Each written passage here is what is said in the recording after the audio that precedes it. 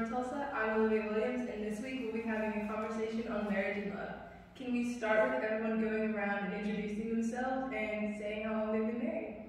Hi, we're Walter and Valerie Evans, and we've been married for almost 32 years. And we're Malcolm and Melinda Williams, and we've been married 23 years. And we're Caesar and Katina Latimer, and we got married in 2013. So, 8 years. So you still on the honeymoon? Yes. Right. Sure, yeah. Yes. Can you briefly tell us how you guys met? Well, believe it or not, we met on a blind date. Or at least it was about half a blind date because she had a picture of me, but I had no idea what she looked like. I needed to see the picture first. Well, we met at the University of Tulsa as students at the University of Tulsa, but actually I first saw her on my recruiting trip. And as I was setting up in a basketball game, and I looked down and I was talking to the guy who was hosting me, and I said, "Who is that girl?" And he said, and he told me, he said, "I think her name, that's her name." And I said, "Oh." And actually, the very first day after I committed to the University of Tulsa and I arrived on campus, I met her. We ran into each other, and the rest is history. My wife, I met her here at the church. She's been in the church all her life, and I just saw her around. But I'd been away on military duty for a while, and when I came back, she was standing across the room, and when she looked up, the eyes pierced me.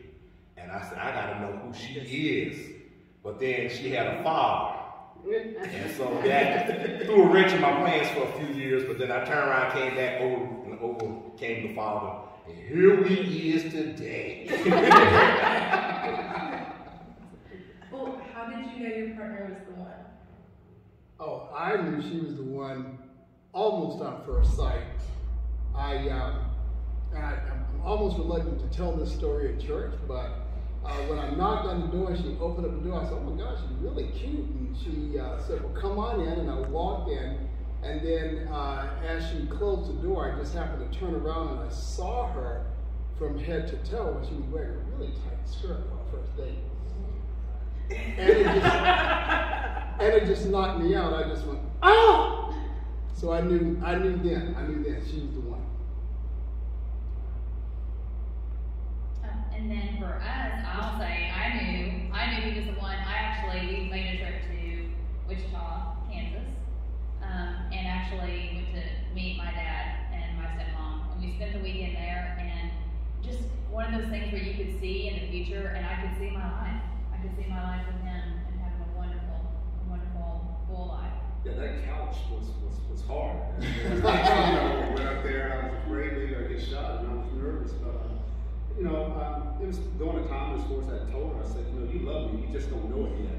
It's the line as far as that I use. But there came a time as far as with us where I had this realization because of the attributes that she possessed, that if something happened to me, would she be able, and I cut this attitude that if something happened to me, that if I could not work, if I could not do anything, is she strong enough that she would still be able to make the household function without me? And the answer to that was yes.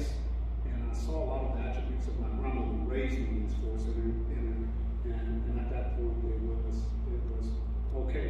And I took her to a trip to Mississippi, and before we went to go see my grandmother, because of her being from the South and from Arkansas, and she really wasn't exposed to a whole lot. And I told her, I said, "Well, before you go see my grandmother, she likes pig ears and pig feet, and you can go to a store and they have the jar of pig feet and pig ears." And I said that in order for you to be on the good side, you need to take care of what it is. And you got to eat it, she got to eat it, and we'll go from there. And she said, "Well, I got to do what I will." And I was like, "No, I'm just joking." But I didn't think that I got something for myself, and she was just joking. But that's how I knew that for me, that the big thing was that she's a very strong woman, bright, strong, independent, and I knew that regardless of what happened to me, that my family would be okay because she would be strong enough as to still make it all the way For me, I knew that he was the one when I realized that with him that I was safe, that I knew that he would do whatever he could in his power to make sure that I was taken care of, and I found comfort in that, so I knew that he was the one for me. What do you guys think the most important skill within marriage is? Communication. Knowing when to communicate and knowing when not to communicate. Because a lot of times we have this philosophy, this is my mate.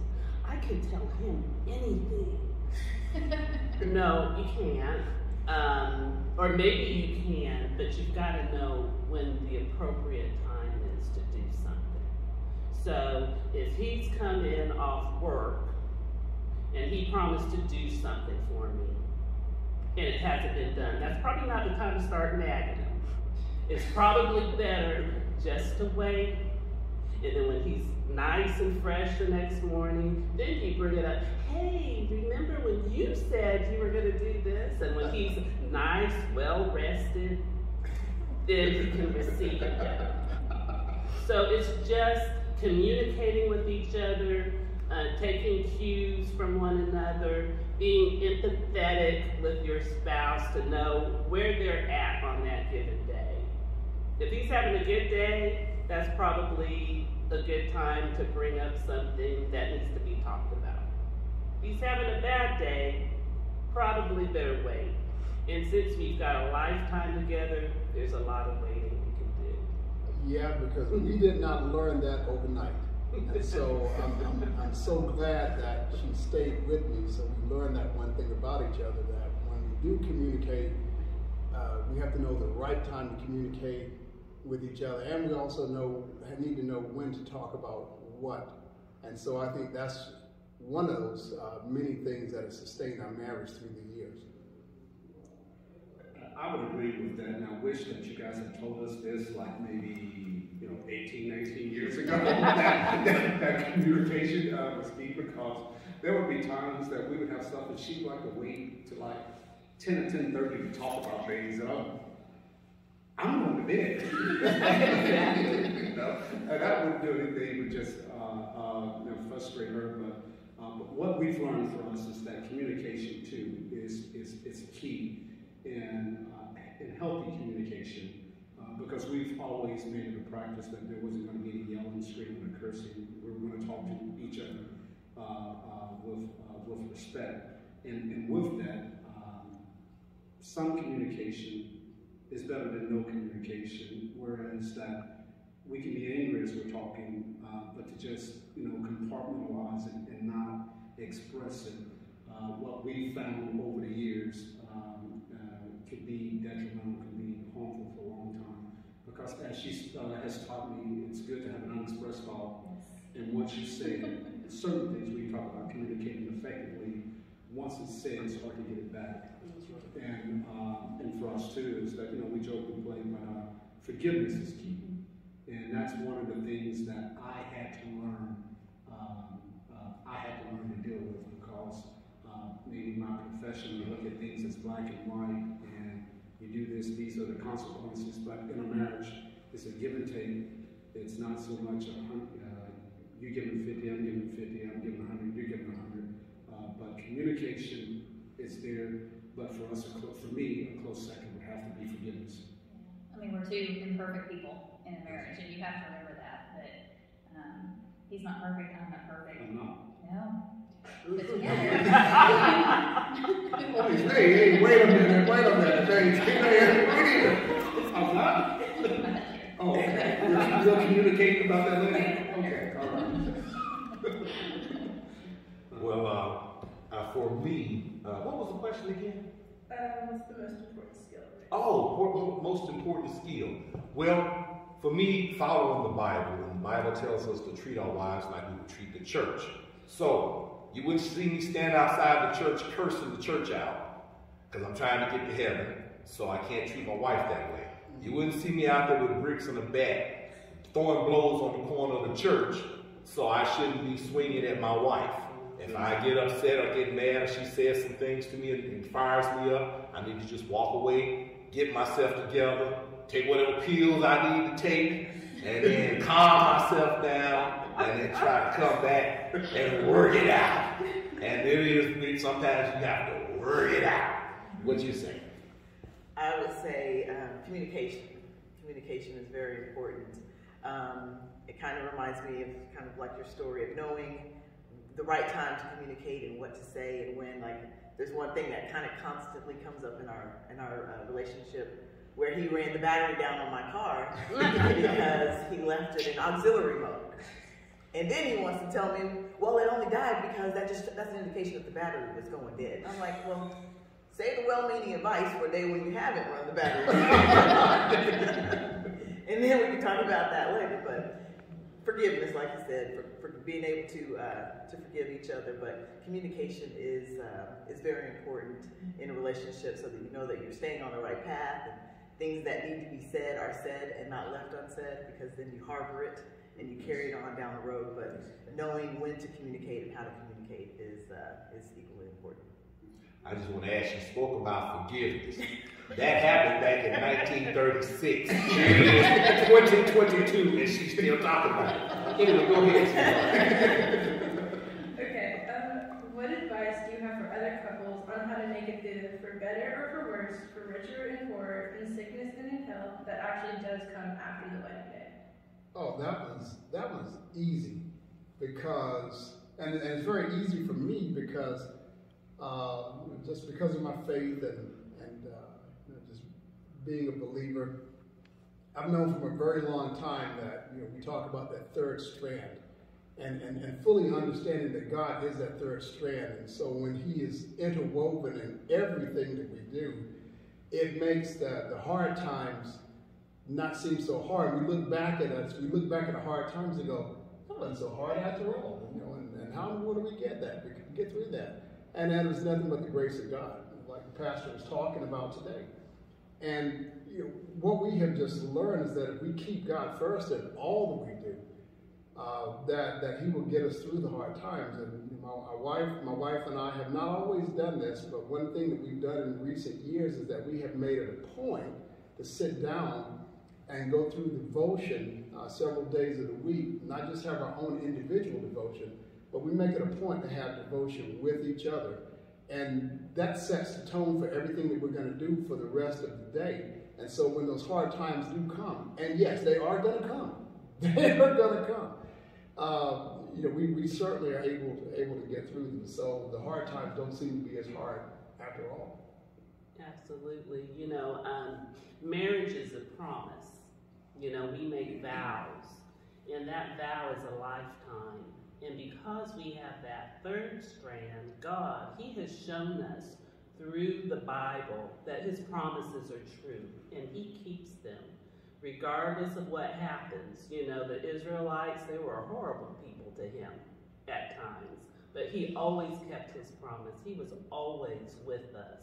And in our marriage, whenever I disappoint Walter disappoints me, we remember that we've made a commitment to each other. We've made a commitment to ourselves. We've made a commitment to our children that we'll always be there for them. But more importantly, we made a commitment to our God. And so I think that if you always have that at the forefront of your marriage, you're going to succeed. I disappoint you? Not all the time. Trying to make it happen. That's Well, I'd just like to piggyback on what the Evans has indicated as far as for us, God has been in the center, and we've looked to God, because even at times in our marriage when we've been disappointed within each other and it just felt like as far as that maybe you just couldn't hold on, it was always that commitment and promises for us that we made to God. But one of the things as far as that we had another pastor tell us, and I like using this example, is for us that marriage is also about deposits and withdrawals. And what I mean by that is that if you take a bowl and you fill it with and each day you're either putting the rock in or you're taking the rock out. And so the goal is to be putting more in than you're taking out. And because what John says in John 16:33, he says that in this world you will have trouble.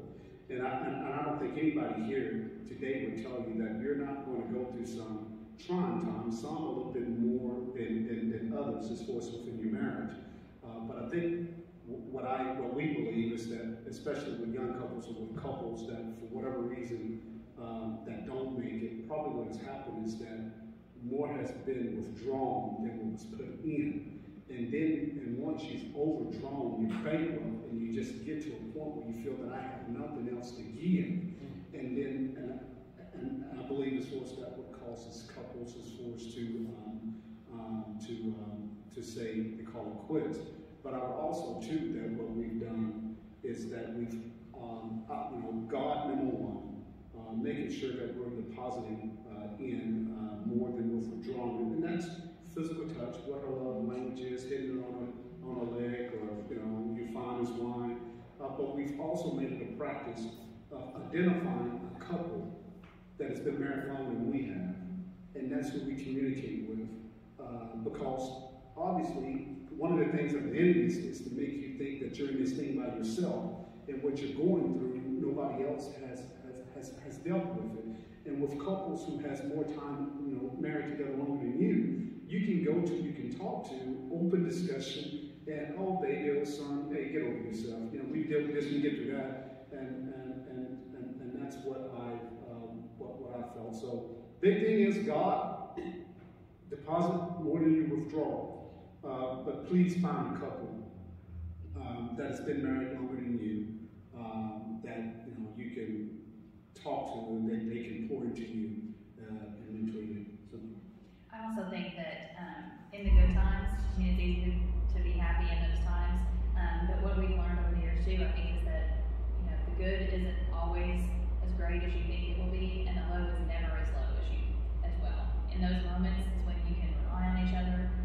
Those have been the moments where, when I look and see my kids watching us in those moments where I think, you know what, God put us here because He has attributes I don't have, and likewise the other way. And together in those moments, I just focus on that. I focus how we don't need two of the same people. We need a complementary relationship. And so, in the lows and the highs, that's actually what makes us the best, not just in the day-to-day. I'm gonna hold you to all this when we go home. I would say, of course, as the other couples have stated, keeping God first, of course, but also marry someone who you like, who is your friend. I actually like hanging out with him, believe it or not. It's been much at times. So I'm kind of the yin to his yang, But really, out of the two of us, I'm the funnier one, surprisingly. He's just more out there with his. I'm subtle with mine, but I do actually enjoy him and like him as a person.